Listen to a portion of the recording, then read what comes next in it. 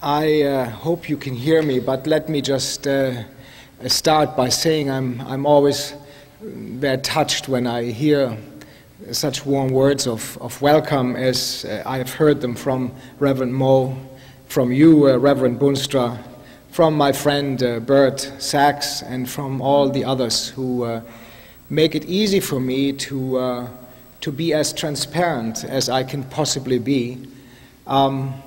It also pains me a little bit that I'm always speaking about an ugly subject in a very beautiful environment, like a church like this one. But I guess that should not make me be less transparent and less critical of something which I have so painfully observed very directly in the 17 months I lived in Baghdad and interacted with the government of Iraq, with the US State Department, with the British Foreign Office, and with the UN Security Council. This morning, I was asked to speak with a person in KIRO. This is the Dave Ross show, I guess it's called. I don't like the word. But after that, someone called and said that he was sick and tired to hear a German appeaser, that what one should really do is bomb Iraq. Well, everyone is entitled to his or her view. I'm not an appeaser. I'm simply a person who has been in a certain reality. If you had been in that reality, I think you would have acted just as I did. So I'm not an appeaser. I'm also not a fanatic. And I want to assure you, if I'm critical of US foreign policy, that doesn't make me anti-American at all. I'm pro-American in many ways. My wife, for one, is American. My son here in the audience is half American and half German. So I have studied in this country. I've been a UN official here in New York for 3 years, so I'm not anti-American at all. I'm also not an apologist for a brutal dictator. But when I speak about Saddam Hussein, I also want to be fair here somewhere. He is not a self-made man either. We have a whole portion to do with his ascendancy to brutality, and we should not totally forget that. Nor am I, and I want to say this particularly if in this audience here tonight are also people from northern Iraq, maybe, from Kurdistan, Kurds.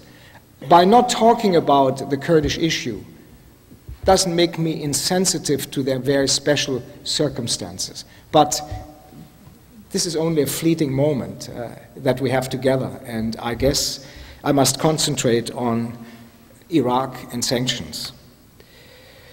Lastly, several times in Europe, there was a reference to the question of whether this man standing in front of an audience could possibly be paid by the Iraqis.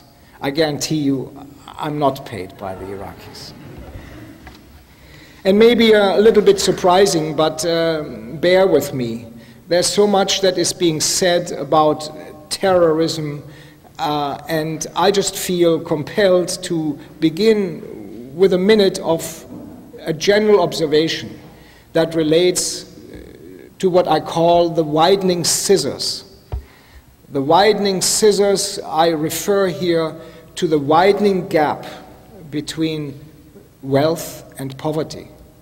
And I think that kind of a discussion is relevant to a discussion of terrorism and maybe even a discussion of terrorism and Iraq. But let me just say, in the 30 years out of the 32 years that I was in the United Nations, I was dealing with poverty issues, with development issues, and therefore I'm very sensitive to that particular source of so much international conflict.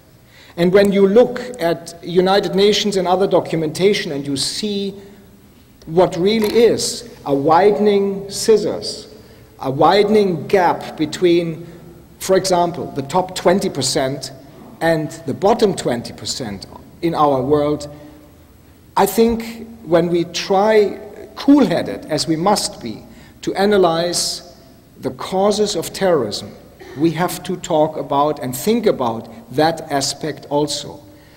Because I firmly believe that sick minds, and sick minds are the ones that are involved in terrorism, have a very fertile ground on which they can thrive in poverty. And if we overlook that, I think then we are not finding a path towards a solution in trying to get out of this most extreme form of dissatisfaction, which is terrorism. If you look, for example, I just want to give you a few to me, significant pieces of evidence of this widening scissors before I move into the subject of tonight. But if you look, for example, at income, at national per capita income, if you compare the top, which is the US, with 29,000 US dollars per person per year, with the bottom, Sierra Leone, of $450. This is the enormous scissor, and it's widening, it's getting worse. If you look at longevity, if today you happen to be born in Japan, your chances that you will see your 80th birthday are absolutely the average. That is the average longevity, 80 years. But if you happen to be born in Malawi, in Central Africa, your chances to see your 30th birthday are statistically not good. The average lifespan in Malawi is 29 years. If you look at the global gross national product, an economic statistic, I think you see something you may not expect. 81% of global income is linked to 26 countries. And the other 160 countries that are members of the United Nations have the balance, 19%. So this is a fantastic disparity here between the haves and the have-nots. And what I always feel is a figure that I can almost not believe.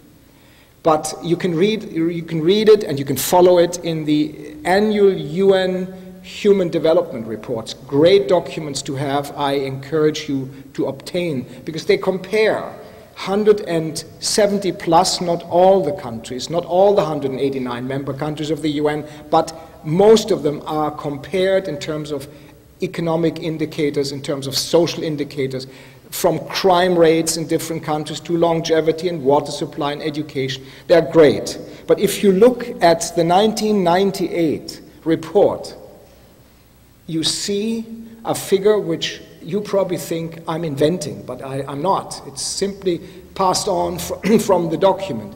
There were 357 billionaires in this world that owned 45% of global wealth. 357 individuals having 45% of global wealth, of the earth, cash, liquid wealth in their pocket. Now, can there be a greater disparity than that if one compares this to the fact that there are 1.5 billion out of the 6 billion people that we are now on our globe who have less than $1 a day. 1.5 billion people having less than $1 in their pocket per day, 357 individuals who have 45% of global wealth. Now, with this kind of enormous disparity, one should not really be surprised that there is a sweltering ocean of dissatisfaction that at times then can translate into various forms of animosity, of hostility towards those who are more fortunate but have so much excessive wealth to live on. And my last figure here, which is again to me always a powerful reminder that we have to that we have to become simply a little bit more humble in our life, and that is when I read and reread that 9 of our industrialized countries spend in 6 days $690 million in dog and cat food, while 31% of children under 5 globally are malnourished. These are just a few examples that I think dramatically, to me at least, document the danger for the sort of things that we are seeing and have seen most recently on the 11th of September, because that is maybe an extreme manifestation, but there are many shades below that. And I hope that as our leaders begin to reflect on how and what they can do to get out of this sort of reality, that our response is more human security, less military security. Human security is what life should be about, and I hope our leaders understand that soon, better than they seem to at the moment. I want to start now my more specific observations on Iraq and sanctions by telling you that when it comes to this horrific savagery of the 11th of September, that any decent person anywhere, not just here in America, will feel angry, sad, and full of rejection for this atrocity. And in a way, we all, whether we are foreign or whether we are American, will feel American. The Europeans will feel with you as Americans. The Asians will feel with you as Americans. The Africans will feel with you as American. But I think we must not measure the tragedy of the 11th of September with a yardstick that is different from the yardstick with which we measure other tragedies around the world. And I would include here the tragedy of a criminally faulty foreign policy practiced by members of the UN Security Council, including your government. I'm sorry, I remind you here, anti-foreign policy doesn't make me anti-American, but I have to say that because it is a well-documented evidence of a wrong policy. So, when it comes to Iraq, and some of the statistics that I will give you in the course of this evening, then I must tell you, I feel angry, I feel sad, I feel I must reject wholeheartedly. And in the context of Iraq, I feel Arab and I feel Iraqi. There's no other way. I want to more specifically now try and explain to you what comprehensive economic sanctions have done to Iraq in the 11 years that such sanctions have existed. Practically today, Iraq is stripped of the sovereignty that normally an independent country enjoys. Iraq's oil revenue, the lifeline for the people of Iraq, the oil revenue is being put into a French bank account, the Banque Nationale de Paris, and it is managed not by Iraq, but by the United Nations. That's number one. Number two, everyone needs a recurrent budget to finance civilian infrastructure costs. Your teachers must be paid. Your civil servants must be paid. The roads must be kept in good order. The hospitals must be kept. And if there is no money allocated for that, and I come back to this later, then you won't get very far. I heard with great interest that King County here, your county, one of your counties, has a recurrent budget of $2.8 billion for 1.7 million people that live in King County, I'm told. Well, Iraq also needs some money. And Iraq, under sanctions, doesn't get $1 single to maintain its civilian infrastructure. And the implications, of course, of that are clear. I will come back and explain this a little bit more. But the point, furthermore, is as far as comprehensive economic sanctions are concerned, no foreign investment. The oil industry cannot be modernized. There is no permission to open new oil wells. So Iraq can de facto only carry out simple repairs to the oil industry, no more than that. That's a Band-Aid approach, a very costly Band-Aid approach, but there's nothing that is permitted beyond that. And as a result of having really stymied an economy, you can imagine what that means to employment, what that means to heads of households earning a living. Not possible.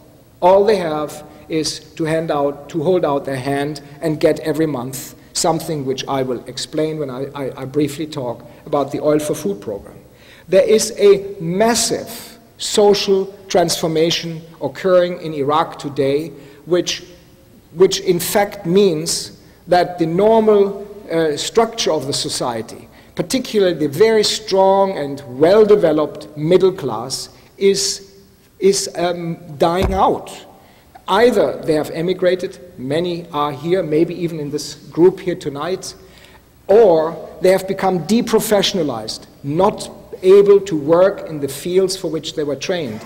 And I want to remind you that Iraq had probably the most progressive economic and social system in the Middle East. It had a lot of money. It could do things, and they did things. In fact, they did them so well that in 1987, Iraq was awarded an international prize by UNESCO for having successfully brought down illiteracy to a level of 20%. 80% of the Iraqis in 1987 knew how to read and write, and the progress was so strong that a UN body could honor Iraq that it had made such progress. In 1997, 10 years later, the illiteracy rate had climbed back up to 45%. And with the main victim, women, Iraq was proud that it had a gender balance, that boys and girls in equal measure could go to school, could learn, and could progress in life. That today is quite a different story.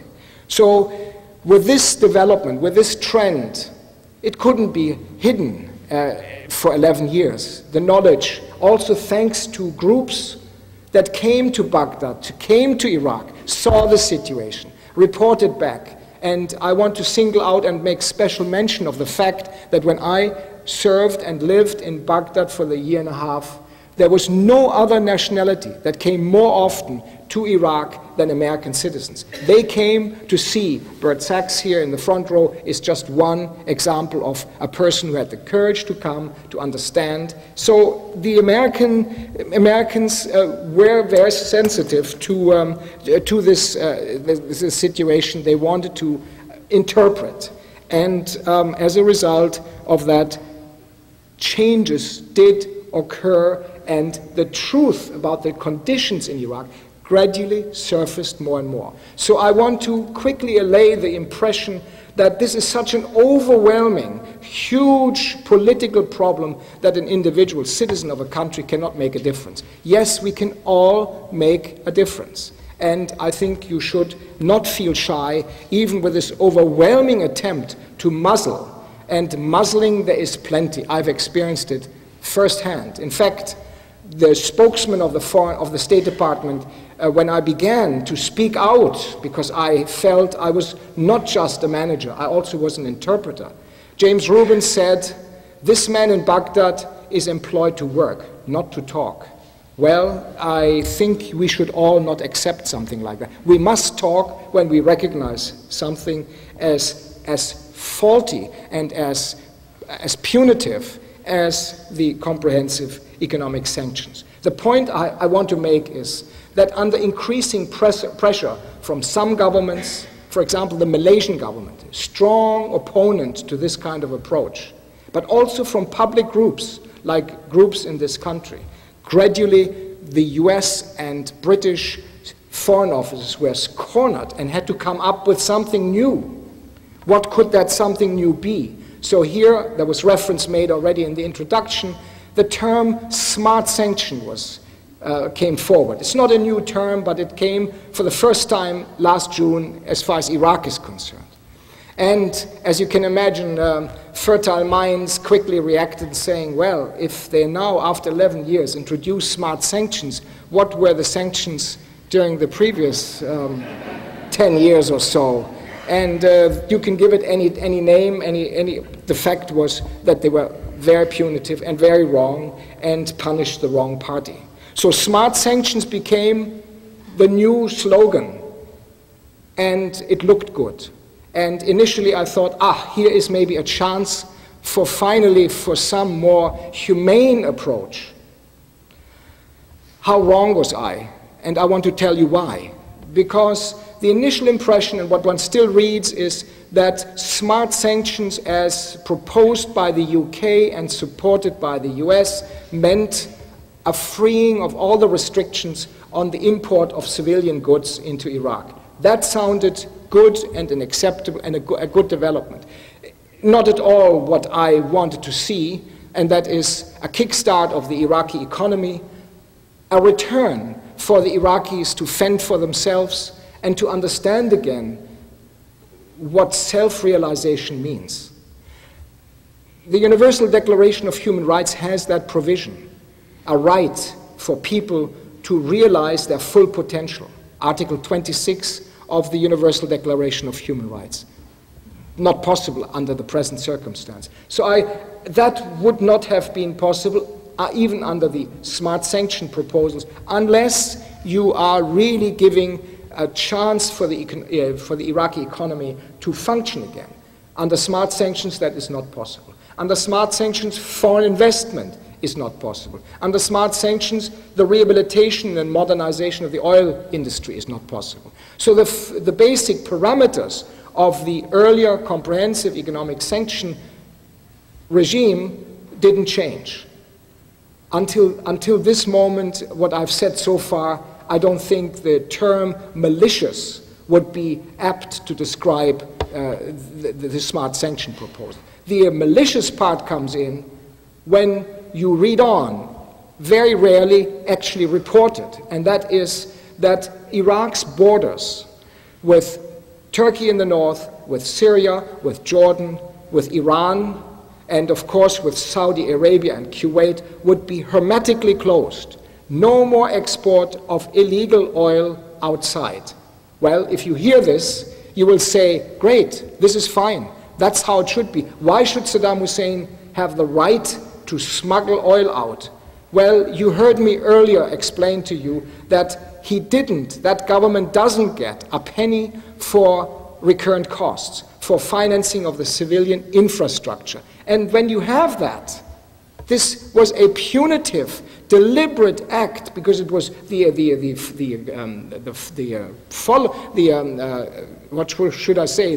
repercussions of that were clear. If you have that situation, the government has to go that road towards adding revenue. And that revenue that they are getting, the highest figure that I have seen in the press comes to $3 billion per year. If you take the population of 23 million and you divide 3 billion, you're getting $130 per person per year. That's all there is for extra, for recurrent cost financing. And then you will say, yes, I did read about the palaces and the luxury goods and all the wasteful expenditure.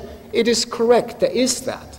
But that government, that brutal dictator and his government in Iraq has no choice, also for political reasons, to use, I would say, not less than 90% of that $130 per person per year for this civilian infrastructure. The teachers, even though they are unbelievably badly paid, a teacher, a primary school teacher gets 10,000 dinar or $5 a month.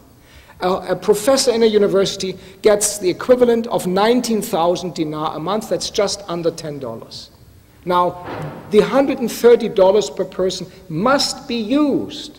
Otherwise, this has severe implications. The nation will collapse completely. It's already near a collapse. But if you don't use this, then it will be even worse. So if you deprive Iraq from that income, then you are strangulating the Iraqis further, and the malicious part comes in when the UK explains if the Iraqis continue to suffer after we have introduced smart sanctions, it's entirely the fault of the government. Now, the government can be blamed for many things, but increasingly the external side can be blamed for more. And when it comes then also to be so dishonest as pretending that you're trying to do something for the people, while in fact you are making it worse for the people, then I think we have a very serious situation, and I have to, of course, prevent such smart sanctions from being adopted. And for once, the Russians boycotted. They vetoed. There is not often a veto in the UN Security Council when it comes to Iraq, but on this one, the Russians stalled and it failed, and I hope this smart sanction proposal will never ever see the daylight again. But we will soon see what happens. I had 2 weeks ago with the Russian ambassador a meeting in New York. He said to me, it most likely we will go the easy way, and that is have a technical resolution that will simply extend the oil for food program for another 6 months. That means, ladies and gentlemen, business as usual. And if you accept the figure of 147 children per day dying, according to UNICEF, children under 5, multiply this by 6 months. And I kept saying as early as October 1999, when I was the Assistant Secretary General for Iraq in Baghdad, don't, government of Iraq, US, UK, Security Council, do not play the political battle on the back of the Iraqi people. So it's just easy to do this. You continue to play that political battle. And then if you come to June or to May, June, early July, then you look forward to your vacation. The Security Council then is empty in New York, more or less. People go away and forget that while you are somewhere enjoying your holiday in Iraq, the dying continues. All that, of course, played into my determination that I could not be associated any longer with a faulty policy, and by being associated with it, being also part of an act that is a violation, a clear violation of international law. Here now a word maybe on this oil for food program, because the oil for food program in a way is a smokescreen, a moral smokescreen, a fig leaf. It pretends to do something for the Iraqi people. And I would say, and I've said to the press, yes, it's an important program, the oil for food program. Without it, the people would be even worse off than they already are. But it is at the same time a completely inadequate program. Again, figures to me, maybe I hope to you also, will make the point I try to make. In 4.5 years of this oil for food program, I want to give you 4 figures. The first one is the entire oil revenue during these 4.5 years comes to 44.4 billion, 44 billion US dollars. For the humanitarian side, for the oil for food program, $26.3 billion became available. The balance was almost entirely available to what is called the United Nations Compensation Commission. That's an amount, that is a commission in Geneva which gets this funding 30 cents out of the US earned oil dollar and uses it to defray claims made by governments, by companies, and by individuals who feel that as a result of the invasion of Iraq into Kuwait, they were victimized. So that money is already taken out from getting to meeting the needs of the Iraqi people. So that means that's the difference between $44.4 billion and $26.3 billion. Now, that amount of $26.3 billion, if it had been entirely spent on humanitarian supplies, would have meant, quite a sobering figure, I think, 220 US per person per year in humanitarian supplies. That's all. But what actually has arrived during that period from December 96 to July 2001 is half of it, 13.5 billion. And that translates into a per capita figure of, and I call this, and you understand why, the $119.70 scandal, because it is clearly a scandal. $119.70 is the entire amount that the Iraqi civilians got as benefits under the Oil for Food program per year per person. And that is for what? That is not an amount in the pocket. This is for food, for medicines, for water, for sanitation, for agriculture, for electricity, and for education. That is nothing. So how I can each time I say what I say to you now, I get really upset. On the 5th of December last year, the US ambassador to the Security Council goes before the Council and says the US government is satisfied that the Oil for Food program meets the need of the Iraqi people. You can read it. It's a public document. $119.70 is enough to meet the needs of the Iraqi people. I can't comprehend this. And what is often forgotten, and I'm sure in a church is appreciated, is that life, and we kept saying this again and again, my UN colleagues and I, life is not just about meeting physical needs. What about non-material needs? What about spiritual needs? That was spiritual needs, you better not mention it, because you would have been considered as even more blue-eyed and naive as I already was considered when I started to speak out and protest. Non-material needs about, I mentioned, self-realization, dignity, no chance. To work for your living, to have the feeling that you get a maximum opportunity to develop your human person as is enshrined in the Universal Declaration of Human Rights, no chance, absolutely impossible. But it was, even if you just looked at it narrowly, about physical needs, what is $119.70? So very upsetting, the inadequacy of this program, and also associated with this, dishonesty, straightforward dishonesty. The press reported Iraq, the oil ceiling has been lifted. Iraq can pump as much oil as it wants. And if it doesn't do that, you see, it is simply because they don't care about their own people. What was not said is, and you can check it if you don't believe, you can go to the internet, you can see the oil production figure for Iraq before and after that oil ceiling was lifted, and you will see no change, because it cannot change. The oil industry, according to the oil missions that we had every year, international missions, led by even a British, very interesting, a British came to Iraq, led the oil mission, and the conclusion year after year was the same. The Iraqi oil industry is in a dangerous state, and many of us, including myself, felt surprised that there hasn't been a major environmental catastrophe involving the Iraqi oil industry. And if you look at the oil flows, haven't changed. Exports between 2 and 2.2 million barrels a day. That is all. So oil ceiling removal was meaningless. They could say that because they knew that the Iraqi oil industry could not possibly produce more. So we are stuck with a very poorly implemented, because neither the government of Iraq initially nor today the British and American governments want to see that Oil for Food program running well.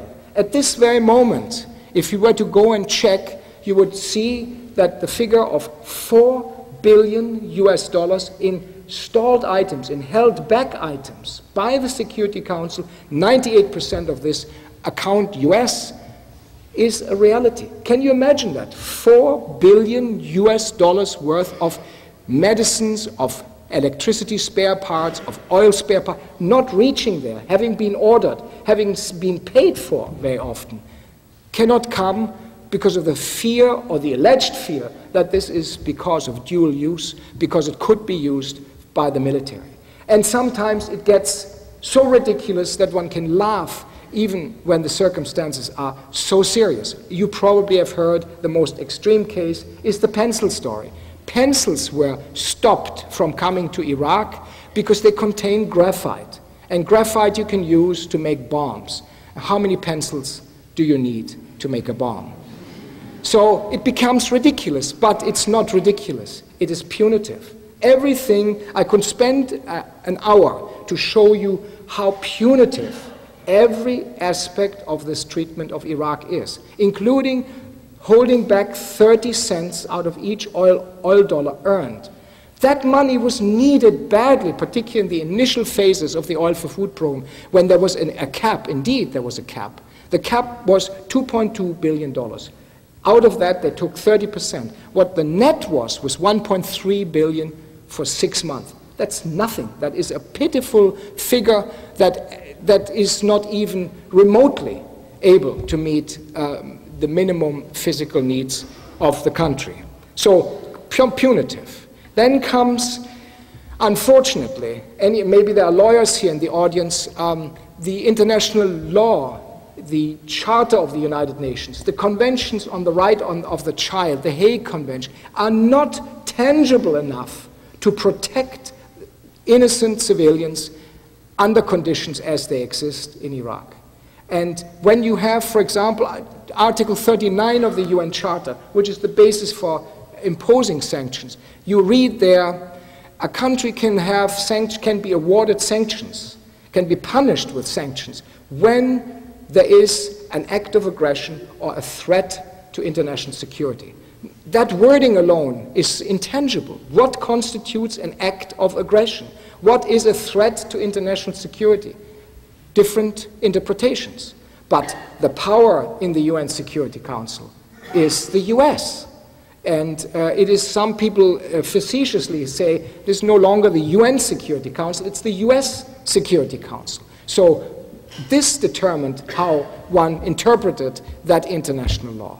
And it was the Canadian Foreign Minister, the former one, Lloyd Exworthy, who reminded the UN Security Council, saying the international sanctions should be implemented in accordance with international objectives and not in accordance with national interests of individual member countries. He was kind. He said countries. He should have said country, because it was the US that was the determining voice. It's a fact. This is not a biased value judgment. It was a fact.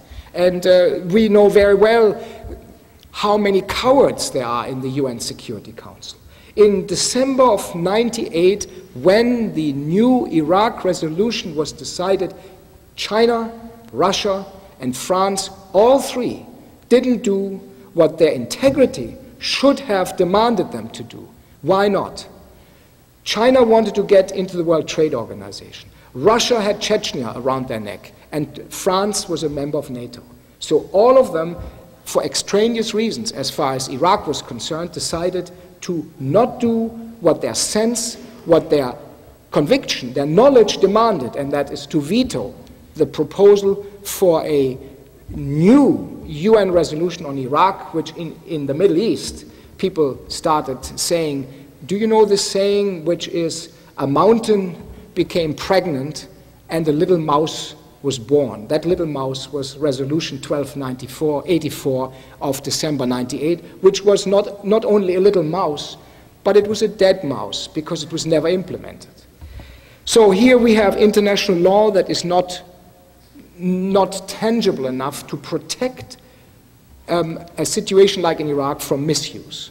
And on top of it, and maybe that suffices then to show you how punitive this whole approach is. In the last 11 years, the procedures of the UN Security Council have changed. There's an ambassador who was the president of the Security Council who did an analysis, and he came out with the following findings. In the beginning, the meetings in the Security Council were considered public meetings, which means that every member government who wishes to sit in and listen and react could come and do so. The rules changed, and today, since quite a few years, the rules are informal. The meetings are considered informal meetings of the Security Council when it comes to Iraq. And that means only the 15 members of the Security Council can attend these meetings, which also explains why when I came to New York to brief the UN Security Council, in the beginning I couldn't quite understand why each time Iraqi diplomats would mill with other diplomats outside the chambers of the Security Council. They would be anxious to pick up a word, to say hello to the few friends that they had. But when the actual meeting happened and the doors of the UN Security Council closed, Iraqi diplomats were not allowed to join. They were kept out. So they could not even participate to discuss or respond to issues involving their own country. I think that's maybe a dramatic example of the punitive nature with which Iraq has been treated. And then you get on top of it, you get the media. Now these days, this is why a little bit I started talking about terrorism, because there is that link between terrorism, anthrax, and Iraq. Read for facts. You won't find the facts. It's conjecture. And do we really have the courage to batter a people who have been punished for 11 years because the government of Saddam Hussein is in good shape? They are stronger and more stable than many other Middle Eastern governments. But the people are in bad shape. Now, can we continue to build a policy and maybe even now prepare for an attack against Iraq based on conjectures? I don't think we can. I think we must not. And it looks as if we want to really go ahead in finishing what some of our leaders consider unfinished business. I think that's very dangerous. And as the Secretary General of the Arab League said, you are setting the Middle East in flame if you start attacking Iraq. I thought this was a courageous statement that was made there. At the very end, let me just say, I would be wrong if I wouldn't offer at least a moment of thoughts on what can we do. And what we can do and should do is to reconvert the United Nations into that house of dialogue, not maintain this United Nations as a house of confrontation. The UN was created to solve conflicts, and now the UN exists and creates conflicts.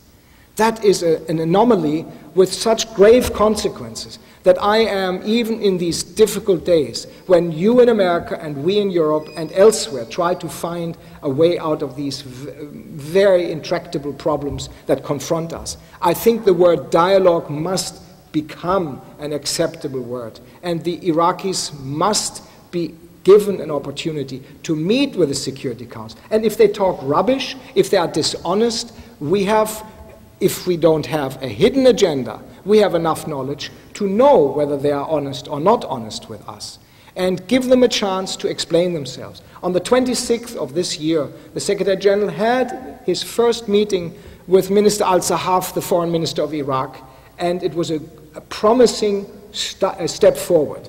But he was muzzled. He was told by the British and American governments, you stop meeting with the Iraqis until we have developed another Iraq policy. Well, where is the other Iraq policy? This was in June, we are now in November.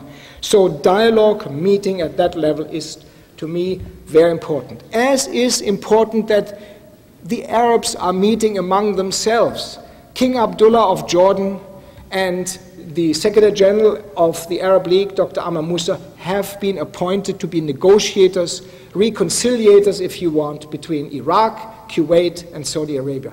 Give them a chance, and let us as Westerners not always have this horrible tendency of looking over other people's shoulders and try to make sure that what they are writing down and what they're discussing is what we want them to do. If we do that, we are inviting more of what we are seeing these days and shouldn't be at all surprised. So let the Arabs talk among themselves. 3 or 4 years ago, one could have said, yes, it's possible to look at Palestine and look at Iraq separately. No more possible. Today, these two things are inextricably linked, and the Middle East peace process must involve both, but as a forerunner to, hopefully, an eventual dialogue with Israel also. Israel cannot be ignored, mustn't be ignored. But at this point, it becomes there must be an opportunity for the Arab governments to meet among themselves. And lastly, there has to be also an intra-Iraq dialogue between the Kurds in the north and those who live south of the line of control and the Baghdad authorities. The Shias and others, minorities, must talk. And the Shias, sorry, they are not a minority. In fact, they are the majority. But everyone who has something to do in this ethnic picture in Iraq must be given an opportunity to discuss. And when you have these three levels of dialogue, maybe there is a chance. The big assumption here is that there is no hidden agenda, that we don't continue to say one thing, but in fact do what Henry Kissinger said with such brutal frankness a few years ago when he said, oil is much too important a commodity to be left in the hands of the Arabs. With that attitude, God help us. That's all I can say. But let me, at the very end, just a little story, which I told to Bert Sachs this afternoon, which I think makes a good point. And the point is obvious. But it's something which I always remember when there's a moment when you think, what can we as individuals really do to make a difference? And then I remember that little story of the old man who walks along the beach. I was the UN representative in India. It reminds me of an Indian beach where you see a lot of starfish lying in the sun. And the sun is brutal. The sun kills the starfish unless the starfish has a chance to find water. So he walks along the beach and he sees this little girl, and she picks up a starfish and throws it into the waves. And he goes to her and he says, well, what are you doing? She says, I'm just throwing this back in the water. The brutal sun will kill the starfish. He said, but there are thousands of starfish here on the beach. This is not going to be very helpful. She takes another starfish and she looks at the old man and she throws it into the water and she says, it made a difference to this one. Thank you very much.